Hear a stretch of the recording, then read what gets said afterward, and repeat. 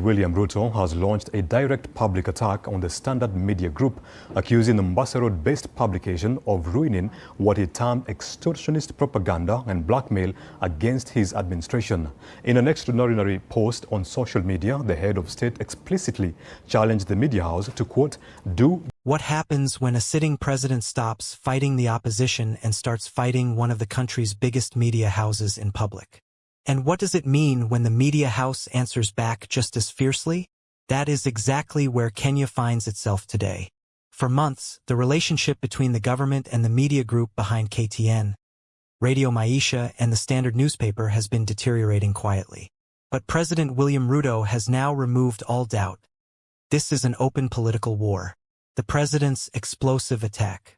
In an unusually direct post on X, President Ruto accused the media house owned by Gideon Moi of using hostile headlines to allegedly blackmail his administration. The president's post read, Gideon Moi, your Standard Media's 5 days a week extortionist propaganda headlines on me and my administration's transformative track record will get you nothing and nowhere. Blackmail to yield to your greed? Never. Kenya belongs to all Kenyans, not you alone. Jaribu 8 days a week. Do your worst. He sharply emphasized that such pressure would get the media house nothing and nowhere. For a sitting president to personally attack a media owner by name is extremely rare in Kenya's modern political history.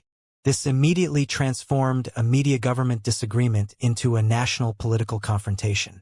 Standard did not retreat. Unlike previous occasions where media houses have remained silent, Standard responded almost immediately. CEO Chacha Mwita accused the president of using language beneath the dignity of the highest office in the land. The company defended its journalism and reminded the government that the role of media in a democracy is not to praise those in power, but to hold them accountable.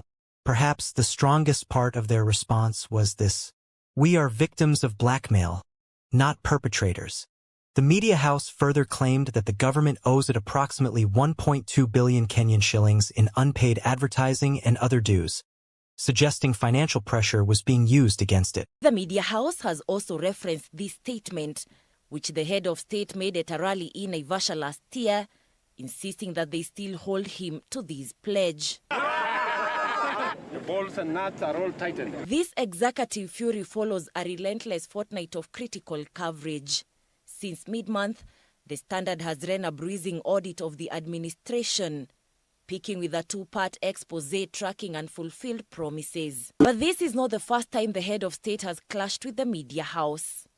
Just 6 weeks ago, during the National Education Conference in Naivasha, State House communications officials reportedly blocked the Standard news crew at the gate, citing negative and biased reporting. So what is this fight really about? This conflict is not simply about headlines. The bigger issue is narrative control ahead of 2027. Every government wants positive coverage before elections.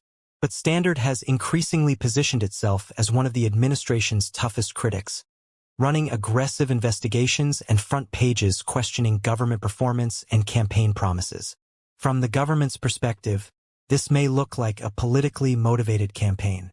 From Standard's perspective, this is exactly what independent journalism is supposed to do.